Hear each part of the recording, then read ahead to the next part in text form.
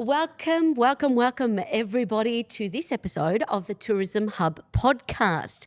I am your proud host, Despina Karatzias, and this podcast is brought to you by the Institute of Excellence, the home of Institute of Tourism and Institute of Small Business.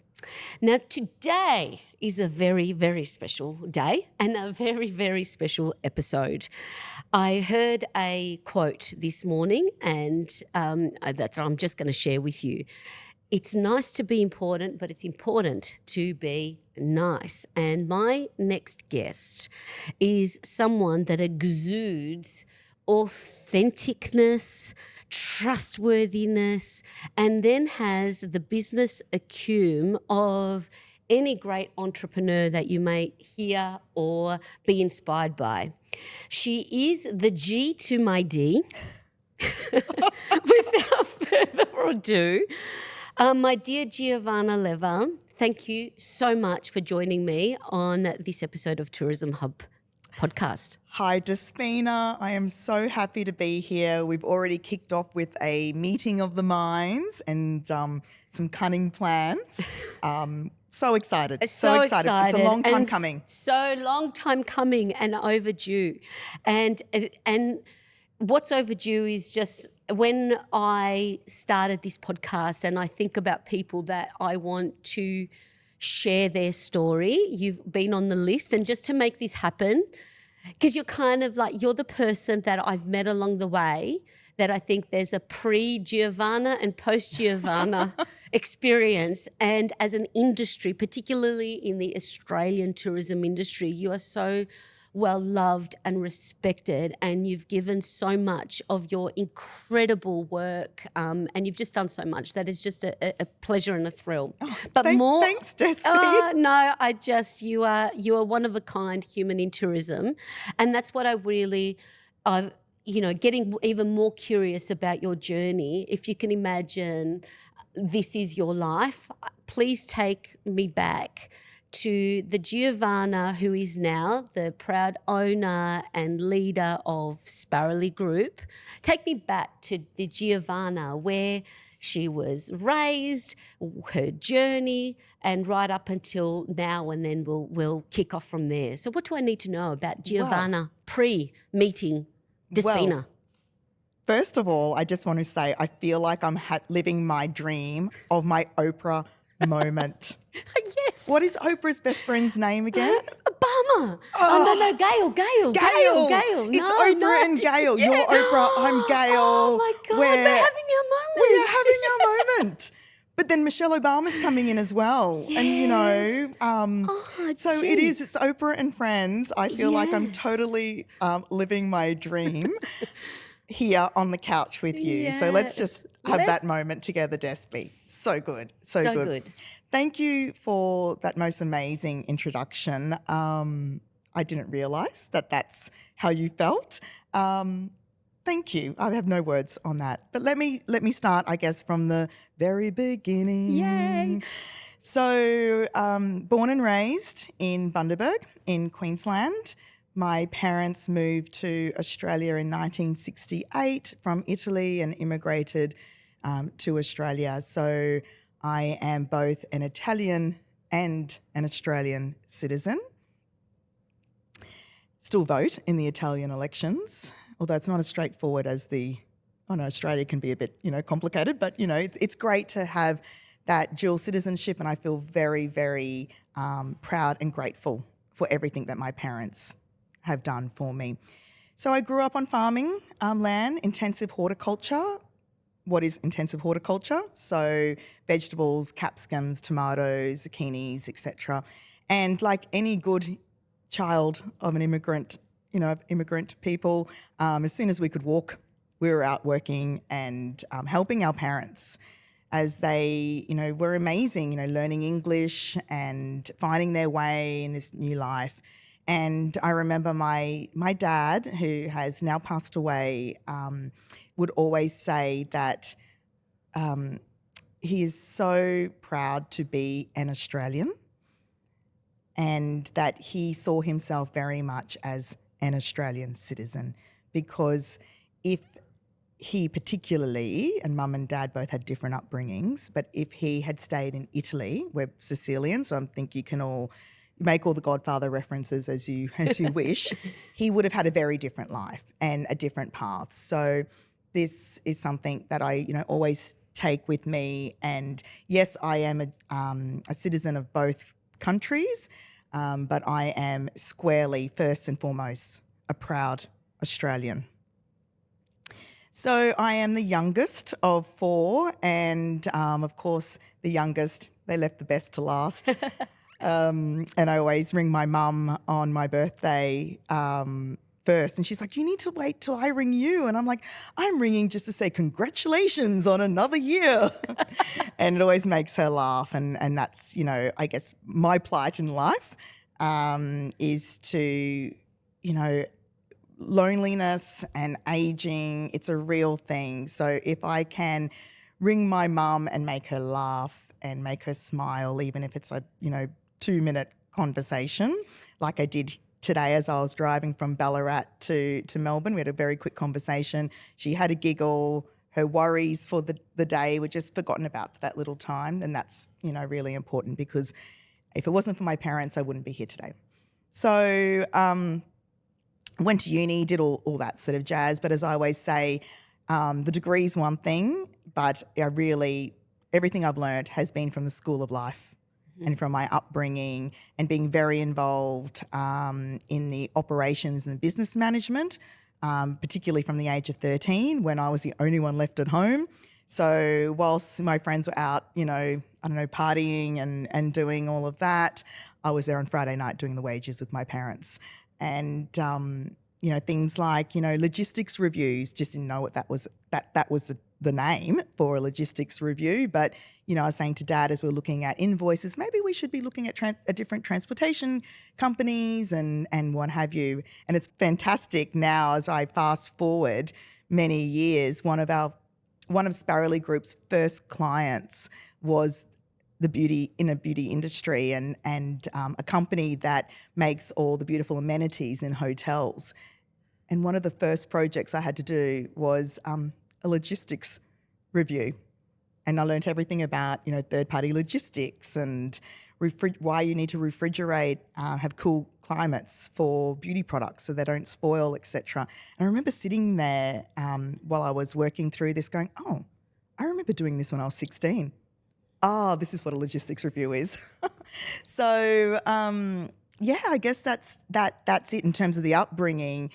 I've had a really great career, and I've had great part-time jobs growing up, and I'm a big believer in young people getting part-time jobs because it teaches so much.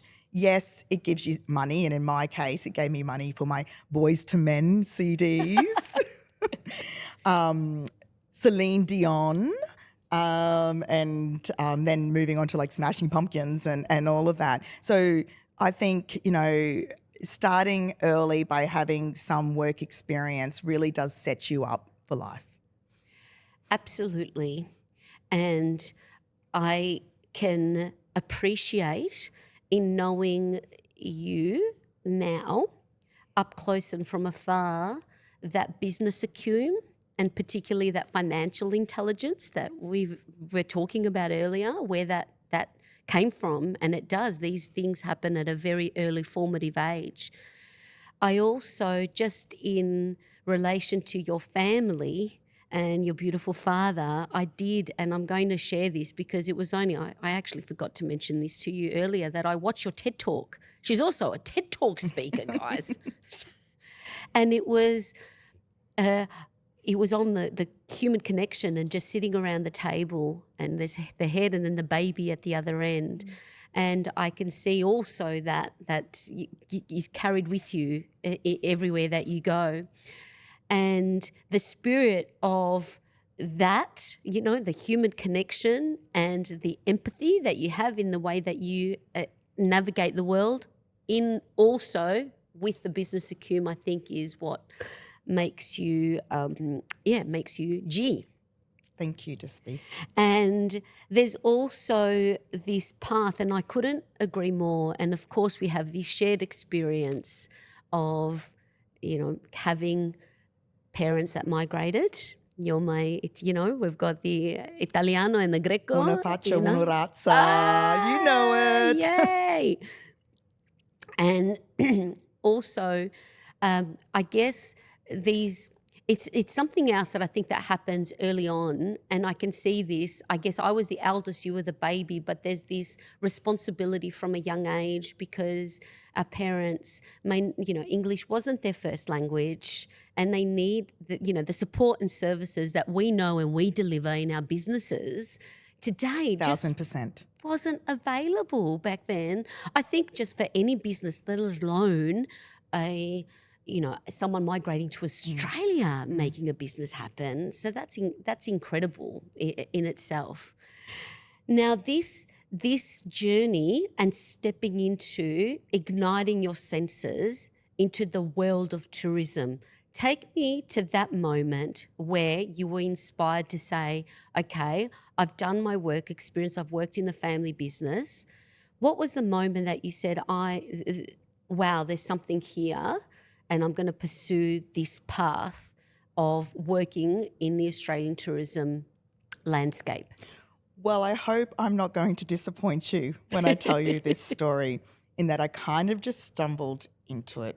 But I will take a step back and talk about my first job, which was in sports marketing. Mm-hmm. So I'm really terrible with directions. So I was at uni trying to find my lecture theatre, and I got completely lost. And I saw an ad looking for an assistant. Now, remember back in the days where someone would print out an ad and then you would just tear off the number? Maybe that still happens. But so I just went, I was working, a bunch of casual jobs just to survive, basically, living out of home and studying in Brisbane. And I thought, this sounds interesting. Sports marketing, it wasn't exactly the most athletic. And whilst I love exercise and well-being and what have you, my parents didn't have time to take me to netball and dancing and this and that. So it wasn't really in my DNA. I thought, this could be interesting. So I started my working just casually, and then that ended up being my first full-time job for an amazing man. His name's Jason Greenhalgh, and he owned a business called Major League Marketing, and it was sports marketing agency, and he had a really great career working in rugby union for what is now Lion Nathan, and he had just gone out on his own, kind of like how I started Sparrowly Group in 2015, and I was his very first employee, and I worked for him for about 3.5 years, and it was great. We were building a business together, right, to what sort of fax machine, what should our fax number be, through to, really thinking about clients and client servicing and putting systems and processes in. So I was so lucky. I worked in both the amateur sports and also professional sports arena, and it was year 2000 when the Olympics were on. So we also had an arm around sports management, but I got to work for Australian Rugby. Then I moved to Sydney, the lure of love. We're still married, so it's all good. And I worked at Australian Rugby on Rugby World Cup.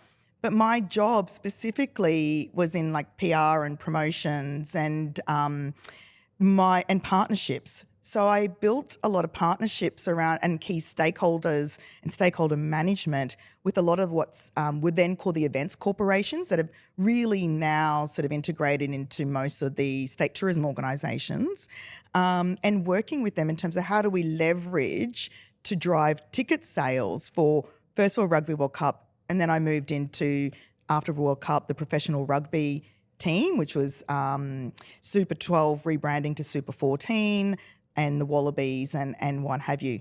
I knew nothing about rugby, by the way. I'm the audience segment, which you would call entertainment seeker. And so after a fantastic, few years there, I was just ready for my next step. And there was a great job at Tourism Australia for a major events manager. And therein lies how I ended up in tourism. Incredible. And So, and you were involved in Com Games. Yes, through my work at Through- Tourism yeah, Australia. So yeah. I was all but 25 or 26. I started this new job at Tourism Australia, and everyone's saying, we're so excited to have you. And I was like, oh God, what did I sell myself, as? And it was literally a blank piece of paper Yeah. and go. Yeah. There was no strategy. There was no plan. There was a white paper that Joe Hockey had written around or sponsored around the value of events, major events in driving visitation.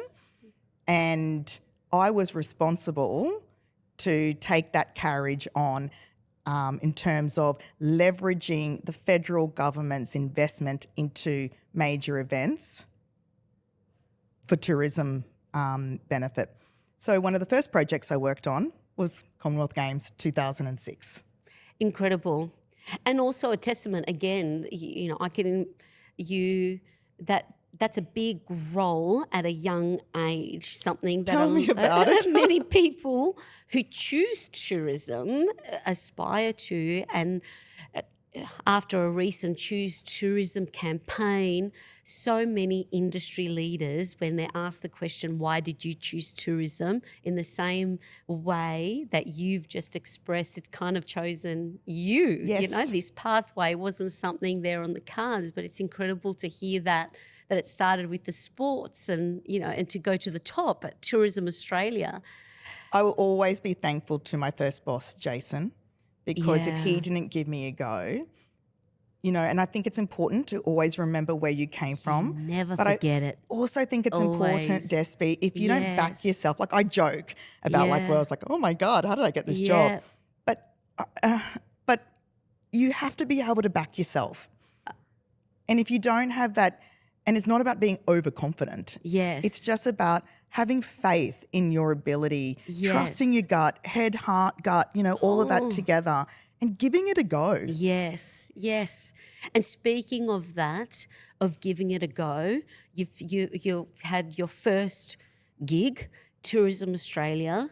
You've progressed now. Fast forward, it's 2015. Take me to this moment now, because I can see for myself and anyone that's listening, when you're talking about that entrepreneurial mindset and having the desire to start your own business, what was that catalyst or that point of transition from being gainfully employed, doing really well in your career, to having a flame ignited to start your own consultancy and your own business to support the industry and others' businesses? And what led you to that? What was the big aha? Going Oprah on you now. Okay. What was your aha moment Well, there? Oprah, Yeah. this is actually my second business.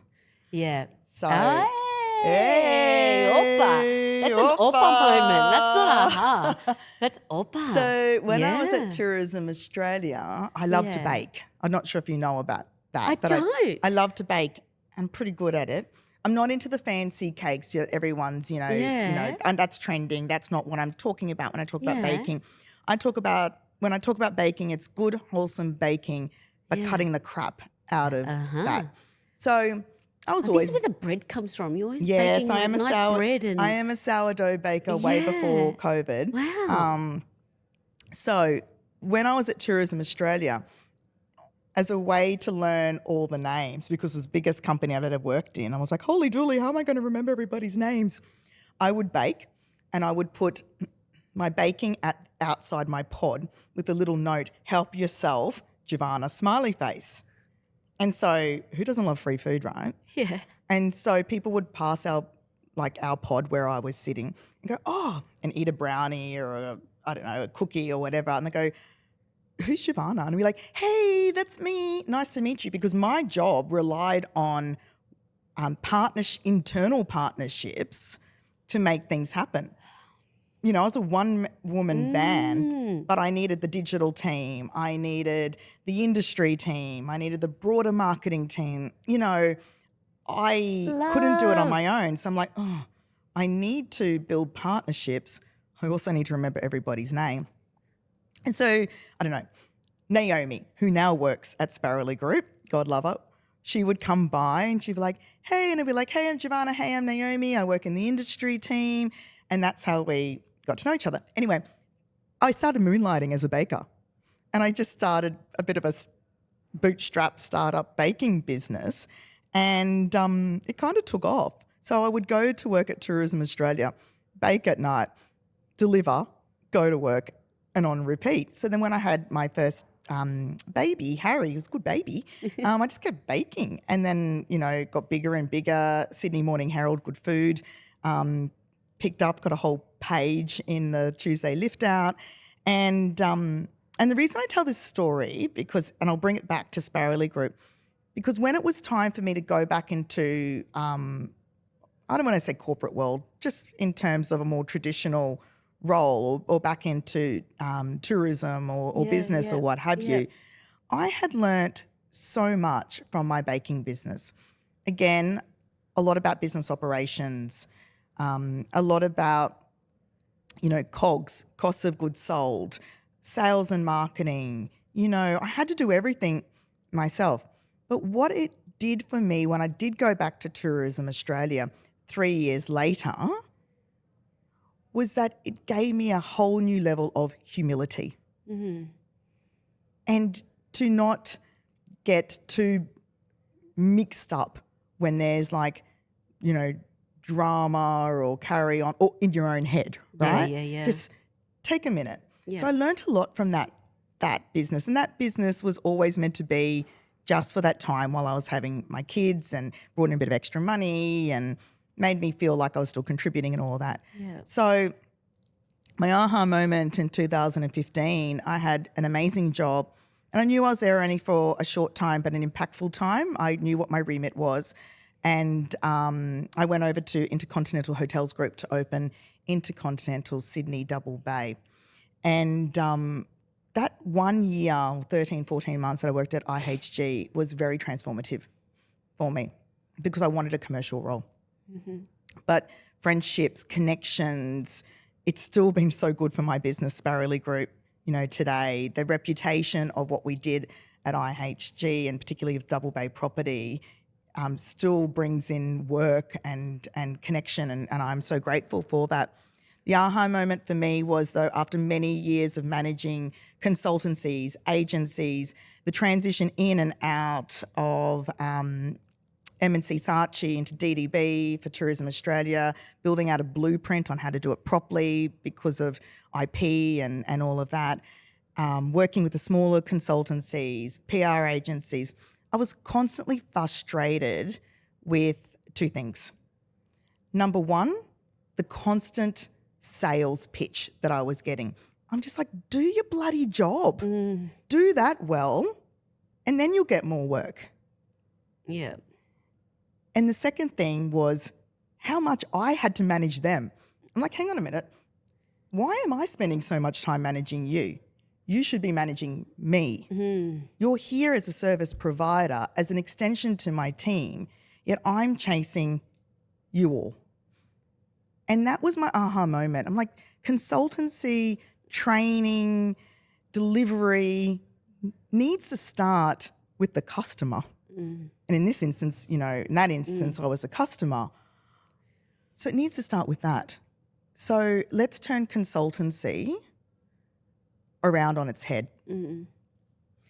And with that, so you've started it's still, I guess, that bridge, and I call it's aha moment, but also having this is a little bit different, I'd imagine, to your beautiful creative outlet with the baking business. Very different. Because you've still, it's supplementing income, but to make that call to say, I will start, there's a starting point where I'm going to put all my eggs now in making this work.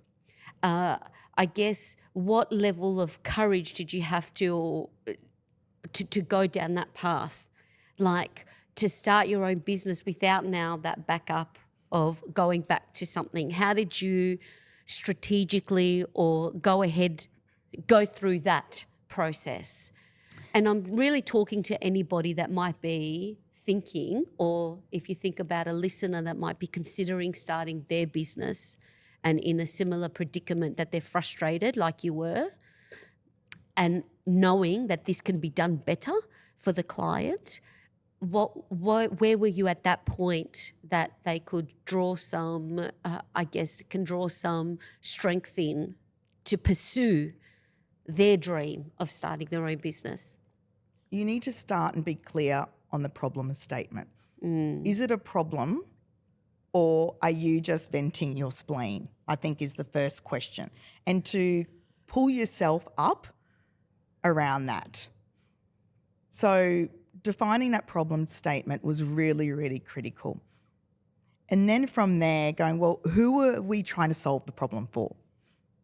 And if so, how can my skills, because remember it was just me to begin with. It's totally, like my other business, totally bootstrapped, right? I was not going to ever tap into my personal funds or ask for a loan or anything like that. I do not believe in that. So it's totally bootstrapped. So what skills do I have, and what right do I have to be doing this?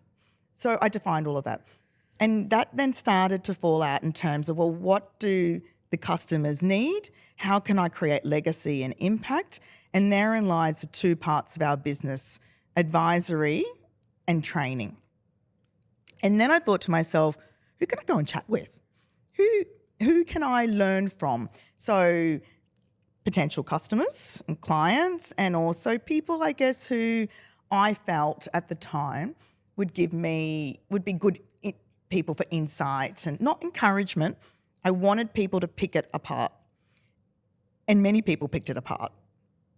And that was fine. That was great. It meant I could go back and I could refine and what have you. So starting and being really clear on the problem statement, not because you think, it must always be evidence-driven.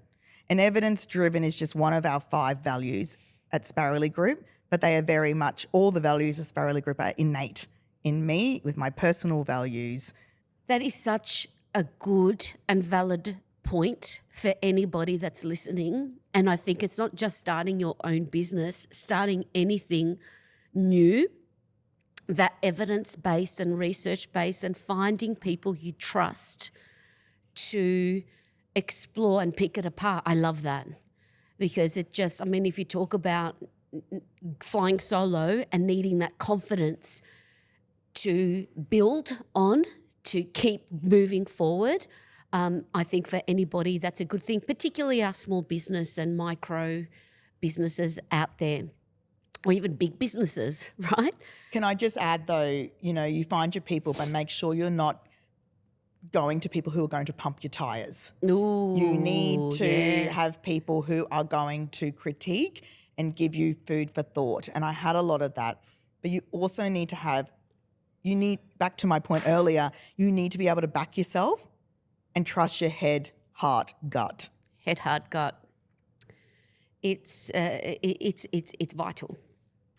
And going through the motions, and also what I picked up from that, which I see in just the way that you roll, is the values part. Just a strong values proposition in everything that you do. Talk to me about that. Is that something that formed along the way with Sparrowly Group and what you do, or it was from the beginning in doing this work? It was absolutely from the beginning. And first of all, I was trying to figure out what I was going to call this thing. And I certainly didn't want to call it after myself, because any good business owner should have an exit strategy as much as they should have an entry into market strategy. So calling it after myself, and Lever is my married name, Caruso is my maiden name. So whilst I am proud of both my names, this is bigger than me, and it was always bigger than me. So it had to be about a group and about impact, the cumulative impact. So I was out for a run one day, and I was just mulling over in my head, what matters to me? What matters in terms of this business? And out fell all the values just in my head. So I came home and I scribbled them down, and they absolutely remained true. And then I thought to myself, what am I going to call this bloody thing? Mm-hmm. And I wanted it to be a little bit different. And I started dreaming about sparrows. And of course, you know, I'm not trying to be very high. I'm not highbrow. So I went on and I, what is the biblical meaning of sparrows? Or I'm dreaming about sparrows. What does this mean? Yeah. And sparrows are humble birds. Mm. They are good communicators. They are good collaborators. But the true power of sparrows come when they are a collective. And I thought, okay, something to do with sparrow. And at the time it was just me. So I called it Smart Sparrow. And I knew that we would evolve over time. So I had the branding designed in a way that it could evolve, that as our name changed, no one would really notice. And then we changed and we moved into, as we are now known today as Sparrowly Group. And I kind of figured, you know, Google, Facebook, Twitter, they're all silly names. So something a little bit memorable, something a little bit silly, but there is true meaning in terms of the origin of Sparrowly Group and sparrows. I love that so much. I never knew that. I knew there would be a good meaning to that, but to spirerly, but that is just that's really beautiful. And again, you live by everything that you talk about. All your actions are aligned. Now, something else that's piqued my curiosity, dear Giovanna G, is the people side of things, not only in the people that you serve, but also your sparrows that you bring in and going through that journey. Talk to me about that human finding and human connection in who, and getting to know your team. I can see they live and breathe and exude your values. Talk to me about that journey and how you approach that, where now you are the buck stops with you and bringing your humans along this journey. I'll start by saying, and I've got a little shiver, my people are everything. They are my family. Those that are in Sparrowly Group core team currently and our associates and collaborators, but also our past sparrows, what we call the alumni, because you can't do it alone.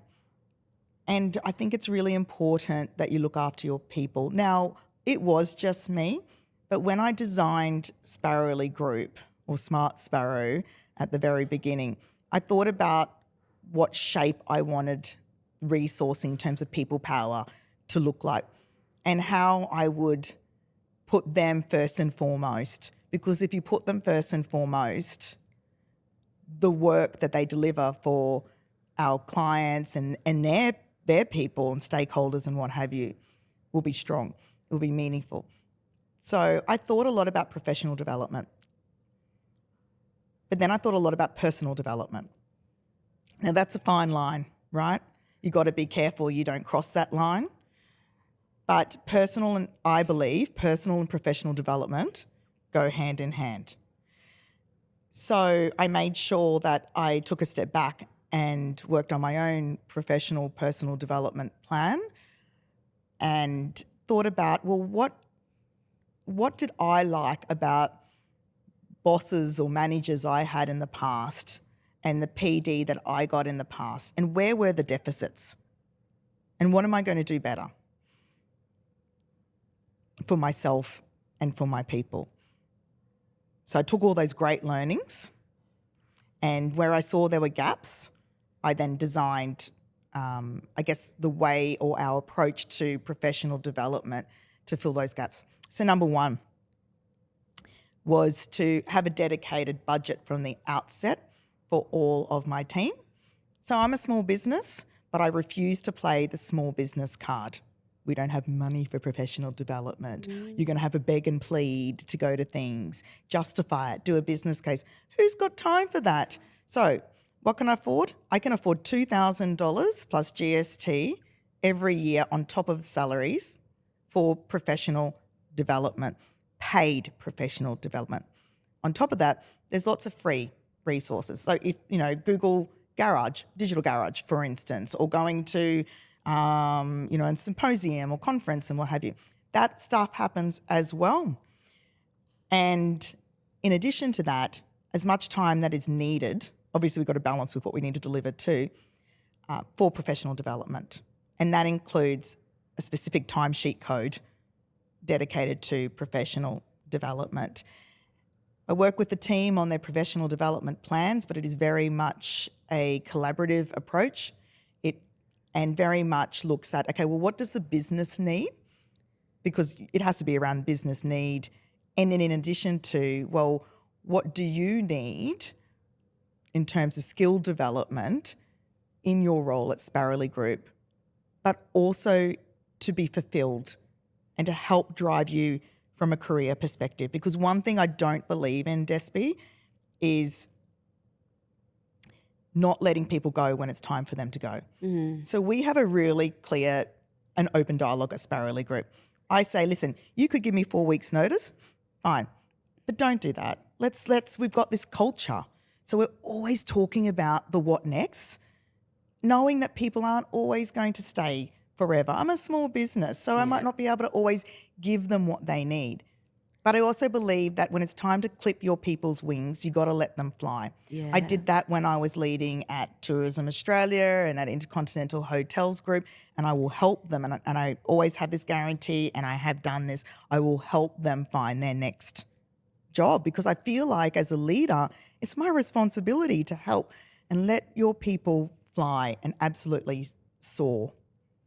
Oh, that resonates so much, and so much of that. And I hope anybody that's listening as an employer or a leader, I love that from the onset. Again, you thought about it strategically and financially, and you budgeted for professional development. That is something, because the more you invest in your people, the more, particularly in raising their skills and their growth, everybody benefits. You, your team, the business, and of course the wider community that your business is serving. But also, and I couldn't agree more, I remember a time when one of my team, I put things back that time you said you went for a dentist appointment, you must have been going for interviews. And then I drew that line in really making that a very, very clear that I want to help you. Please, being really transparent from the outset, that when you're ready to move on, let's have a conversation, because exactly what you're saying, you want to be there to help you move to the next thing and be better for your time at Sparrowly or wherever, you're going. So I think there's so much in that. I will say I have been in the past that person who's put in a dentist appointment. Yeah. Because we never had those discussions. Yes. But I will absolutely say that when I was at IHG, one of my directors in head office, Marcus Tate, was always talking to me about my professional development. Yeah. It was almost unnerving. In fact, he was one of those people I'm like, well, who am I learning from? Yeah. Because as soon as I started, I'm like, dude, I just got here. Yeah. But he's like, okay, well, what do you want to do after? Yeah. And the time and the job after. Yeah. And so creating that culture where you can have those discussions is all I can try to do. Yeah. That's all I can try to do. Yeah. But again, that person, that individual needs to feel comfortable that they can have those conversations. Yeah. My job is to try to create that environment so we can have those discussions. And I hope I do. I think I do. But you'd have to ask my team. Oh, look, I can speak on behalf of your team. that is something that you do, and I think a lot of people, and certainly, again, mirror against myself in that evolution of learning and leadership and learning along the way. It's like, where have I gone? Where have things gone wrong? Oh, I've never articulated that. I've never actually articulated that then you go, and it feels crap when you say, it just felt. So I think that's a really, really important distinction to make there. Now, I just want to put a little bit of laser focus, particularly now you've come from interstate. We're here in lovely, cold, spunky, funky, vibing Melbourne. You What are you are saying about here. Sydney? Yeah. You are here to do some important work, and shout out to Tourism Midwest, just specifically on highlighting on some of the incredible work that you're actually delivering at Sparrowly for clients like Tourism Midwest. Just put some laser focus on that type of work that you're doing around agri-tourism, accessible tourism, better business, building growth. If you could just talk to us a little bit about that. Sure. I'll take a step back first and just explain a little bit about Sparrowly Group, that we have 2 arms with the 3rd arm coming soon. Watch this space. Ooh. But our first arm is the advisory or consulting arm.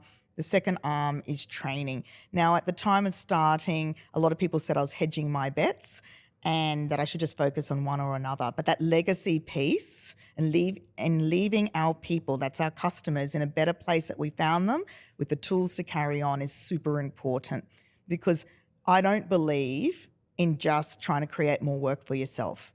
We want to make ourselves as service providers, solution providers, redundant, and lift up our people, our customers. So our impact areas do include visitor economy, workforce development, economic development, and community development. And I believe strongly that they are the most appropriate industries and impact areas, because there's a real nexus. And there are blogs on our website around that, because a lot of people have said to me, you really need to niche. And I'm like, well, we do. We niche on our skills and expertise. But those industries, those impact areas are the right mix.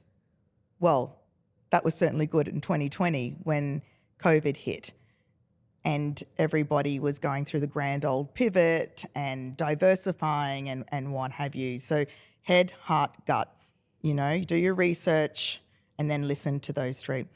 So in terms of the work, because today we're talking about tourism and visitor economy, one of the things that we have been focusing on is around agri-tourism and really bringing in our expertise and the work that we do in the agriculture sector as well as the tourism sector, and working with farmers in that revenue diversification. That does include agri-tourism. It also includes value adding. So we do work with farmers around that, because the 2 go hand in hand. Value adding allows agri-tourism and farmers to yield off yield from their agri-tourism, because agri-tourism isn't it brings in revenue, but that alone isn't enough. So you need that value adding piece. So it's kind of like you come and do a tour and then you buy the dates, and then all the date products, for example, the jams and what have you, the gin, the this, the that, etc. So when we're looking at diversification, you need to look more broadly than just the agri-tourism. So we work with farmers on the training side of things, but then we work with destinations in terms of developing the strategy and the roadmap to developing, for instance, in this instance, agri-tourism. But you've got to be realistic. Everybody in Australia thinks they're a food bowl. If I hear that one more time, and yes, that there is relevance, around that, but, it's really important that you find destinations or places that are agriculture rich, find the right value proposition for the commodities that are the strength for their region, and don't try to carbon copy. How we do agri-tourism in Australia is very different to Europe. But the genesis of agri-tourism in Europe is very different to that of Australia.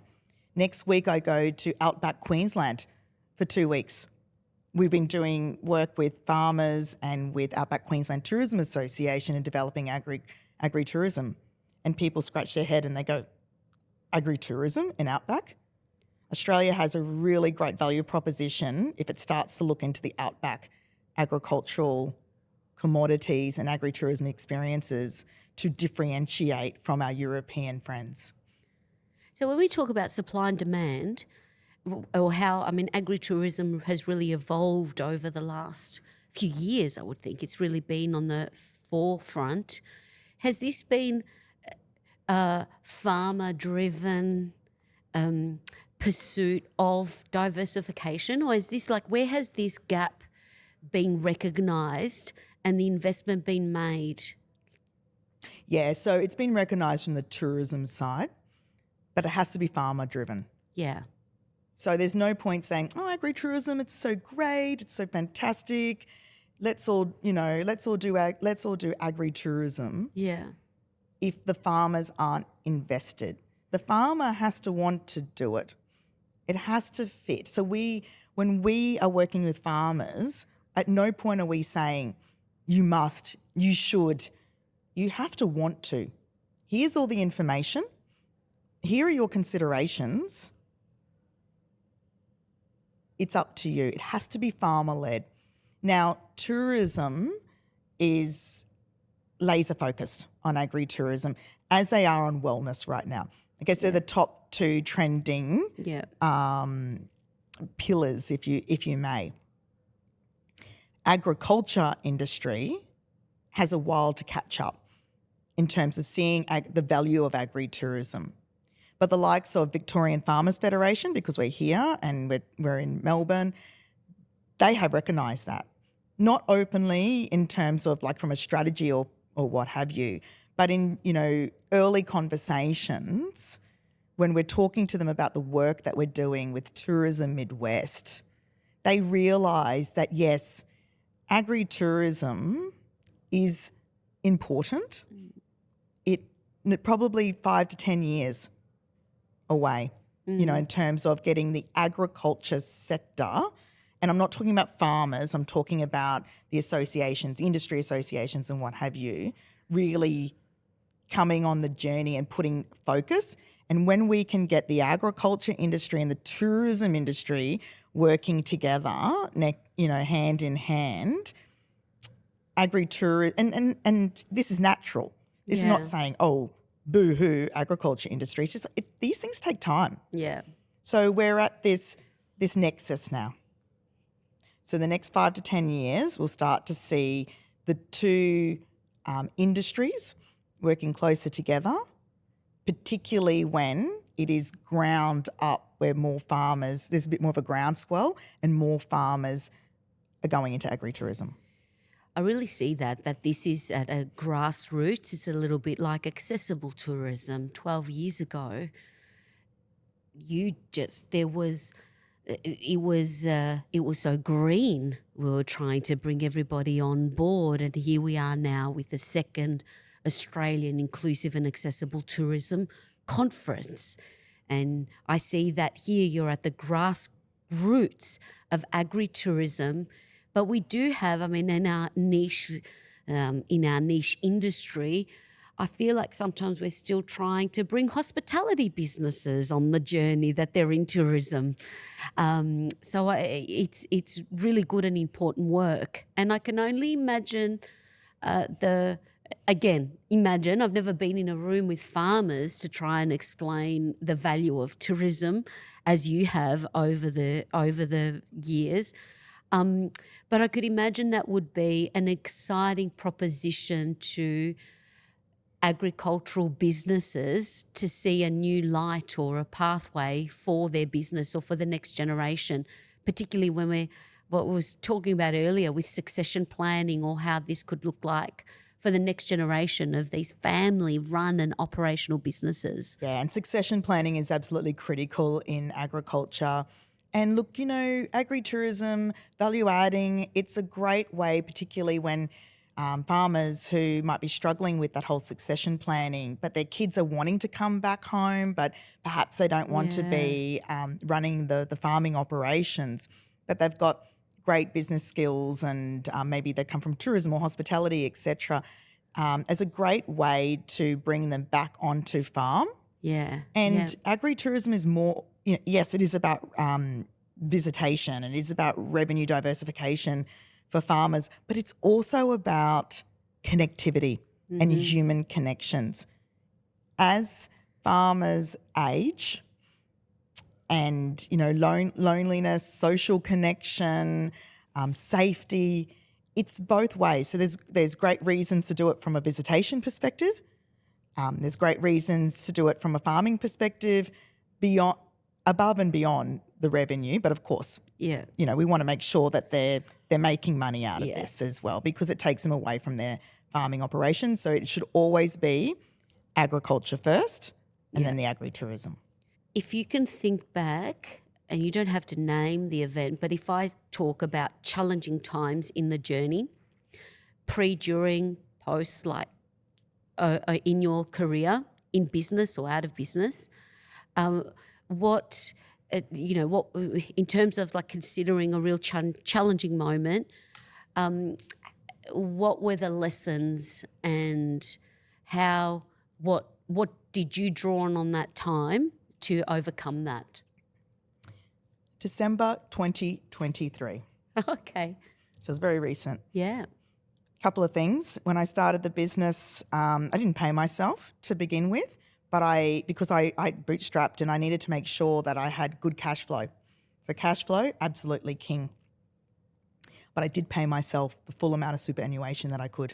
At the time it was $30,000. So I'd pay myself $30,000 a year, but it would go straight into my superannuation. It's now $25,000. So first thing, make sure anyone who's listening, make sure you pay yourself super, at least the 11.5%. Yeah. But building cash flow has been king. It's always, keep focused on making sure that, because you have bumpy years in business, not just consulting, in business. And watching my parents, with overdraft, when their providors, who was their distribution network, like we have in tourism, wouldn't pay their bills, and they're like $750,000 in overdraft, and the next minute there's a check for $750,000, and Dad says, "Oh, do you reckon you could just like get the bus into town after school and like bank this check?" And I'm like, "Okay, sure." But that stress, and I never want to be there. I don't believe in taking a line of credit, not for this sort of business. It's too risky, so you need to make sure you've got good cash flow.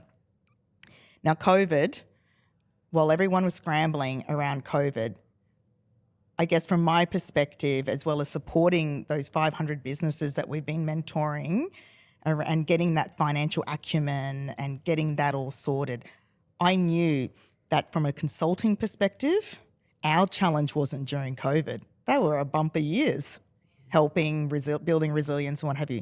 It was post. It's the next 3 years post-COVID, with last financial year being the hardest, and as we're coming out of it. Now, this is not a boo-hoo. This is about, you have to look forward and plan for the future. So cash flow, and with that is cash flow is king. So December 2023, and this last financial year, the 24 financial year, was probably the hardest in our business. More competition because people are losing their jobs. So what do? They become consultants. People who don't do this level of expert work, like strategic business cases, feasibility studies and what have you, developers now winning work that we do. So I was like, oh my goodness, like what's going on? Now I can complain and, become a mushroom or what have you, or you can rise above.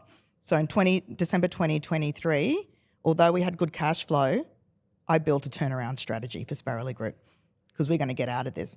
We're all in, we're all owning, but my cash flow is good. Cash flow is king. You have that for a rainy day. So that challenging moment has been December 23, and up until recently, because, and this turnaround strategy continues. But it's foolish if people, if I sat here and go, Despina, it's great, I'll be lying. Working in business is hard. So if you don't have and there's a Greek word, but I don't know what it is. It's kind of like, yeah, I'm doing the motion, but she knows what it is. Kahunas. Yes, the kahunas. You gotta. The kahunas. You gotta have the kahunas to be in business.